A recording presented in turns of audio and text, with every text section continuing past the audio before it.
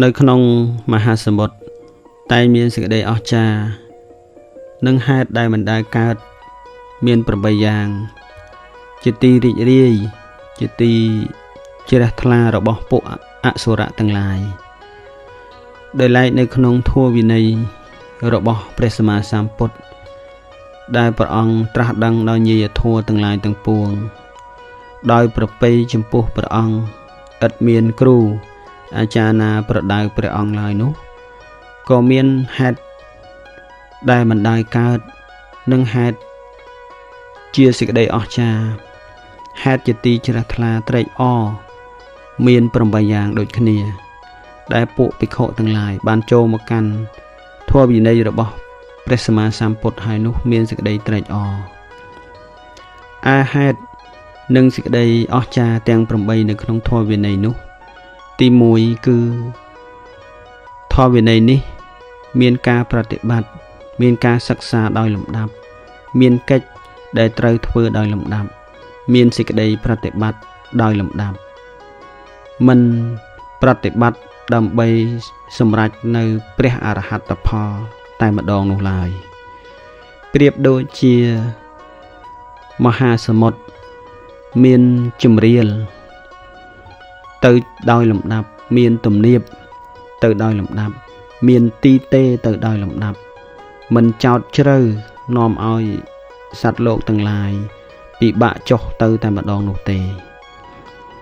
យ៉ាងណាមិញនៅក្នុងធម៌វិន័យរបស់ព្រះសម្មាសម្ពុទ្ធនេះកាលបើពួកភិក្ខុទាំងឡាយបានរីករាយជ្រះថ្លាចូលមកកាន់ធម៌វិន័យនេះហើយមិនលំបាកក្នុងការប្រតិបត្តិឲ្យបានសម្រេចនៅព្រះអរហត្តផលតែម្ដងនោះទេគឺត្រូវប្រតិបត្តិសិក្សាជាលំដាប់អំពីស្រួលរហូតដល់លំបាកអំពីទីទាបរហូតដល់ទីខ្ពស់ទៅដោយលំដាប់មានការប្រព្រឹត្តនៅសិលសមាធិបញ្ញា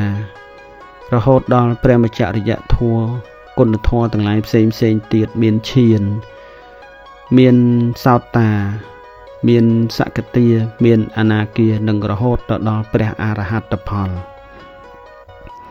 នេះគឺជាសេចក្តីអស្ចារ្យនៅក្នុងធម៌វិន័យនោះមិនមែនប្រតិបត្តិ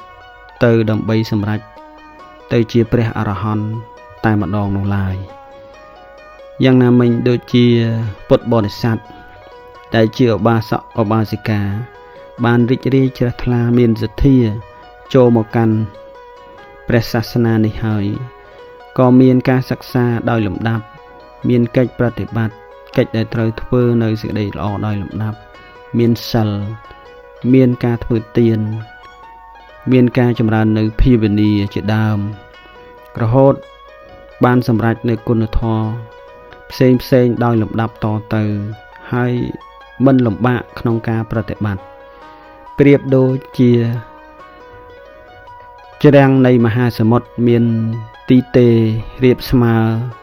និងជម្រាលទៅដោយលំដាប់មិនចោតជ្រៅខ្លាំងទៅតែម្ដងនោះទេនេះគឺជាហេតុអស្ចារ្យនៅក្នុងធម៌វិន័យដែលពួកភិក្ខុទាំងឡាយបានចូលមកហើយមានសេចក្តីជ្រះថ្លានិងរីករាយក្នុងការប្រតិបត្តិនេះជាហេតុអស្ចារ្យជាហេតុដែលកម្រនឹងកើតឡើងទី1នៅក្នុងធម៌វិន័យរបស់ព្រះសម្មាសម្ពុទ្ធនេះ